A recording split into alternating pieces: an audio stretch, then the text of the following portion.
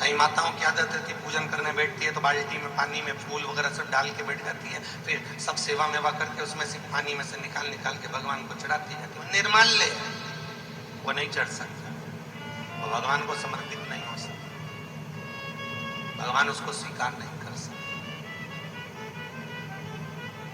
था। और देव समर्पित किए थे तो कंस का जन्म हुआ नहीं। हाथ में विश्वामित्र जी ने तुलसी के दल को रखकर पूछा, तुलसा महारानी आप रो रही हो? तुलसी जी कहती है क्यों? मेरे साथ में बड़ी, मेरे साथ में जन्म ली वो तुलसी के दल, सीता जी का पल्लू उड़ने हैं क्योंकि हम हरि चरण तक नहीं पहुंचे। राम जी ने सीता जी से कहा सीता कुछ ऐसा हुआ? सीता कहे मुझे याद नहीं, हवा तो चली थी, पल्लू तो उड़ा था, पर यह भान नहीं है कि तुलसी के दल।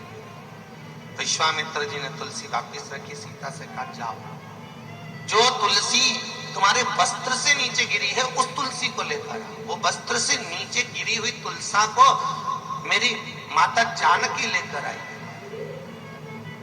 और मां जानकी जब लेकर आई तब सीता जी ने वो तुलसी दी और विश्वामित्र जी ने वो तुलसी समर्पित करी। आज भी हिंदू धर्म में रविवार का दिन एक ऐसा दिन है जिस दिन माता सीता के पल्लू से तुलसी जमीन पर गिरी थी, इसलिए रविवार के दिन तुलसी उतारी नहीं जाती, जो गिरी हुई होती है वही लाकर भगवान को समर्पित करी जाती है। आज भी वो केवल एक ही दिन रविवार। कई लोगों के मन में संशय रहता है कि रविवार को तुलसी क्यों नहीं तोड़ना चाहिए। उनको बताना चाहिए कि ये सीता जी के कारण, ये माता जानकी के कारण। समर्पण कैसे? हम पुष्प भी भगवान को दे रहे हैं तो अपनी अनुकूलता के कारण देना है कि फूल की डिजाइन अपनी ओर होना चाहिए, फूल का डेकोरेशन अच्छा होना चाहिए, भगवान को भले डंडी चुभ रही।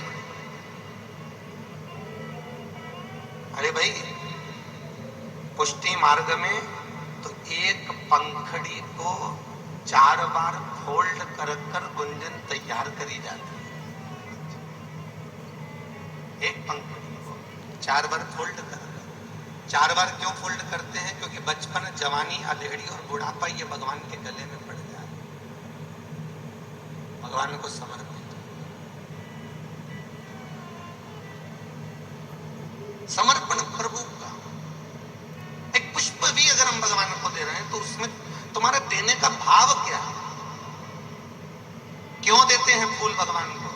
किस लिए दिया जाता है? जिंदगी हो गई चढ़ाते चढ़ाते। कई बच्चे आपसे पूछ लेंगे मम्मी ये फूल भगवान को क्यों चढ़ा रही हो, किस लिए चढ़ा रही हो? तो भगवान देवता है, भगवान भगवान है तो फूल नहीं नहीं, ये उसका उत्तर नहीं है। फूल भगवान को दिया क्यों है, भगवान को स्वीकार क्यों करना है, भगवान उस फूल को क्यों दिया जाता है?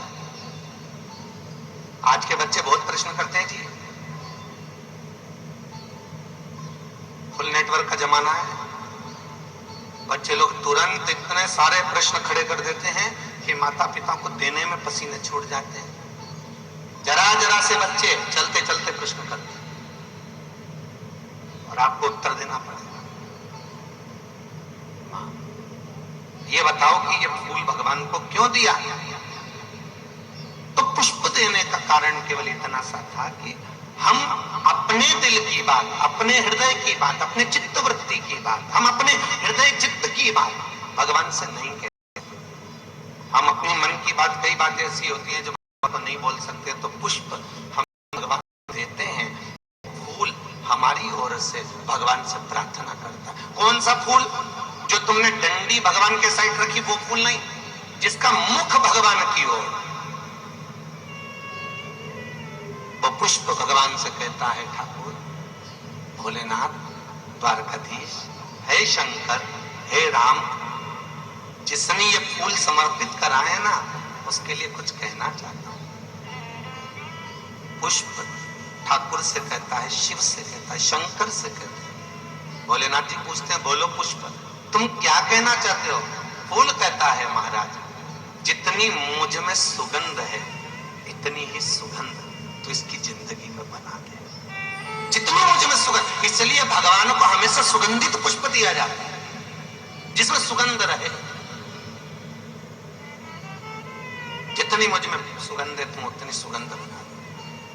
पुष्प कहता है भोलेनाथ जितनी मुझ में कोमलता है इतनी कोमलता इसके जीवन में बना दे।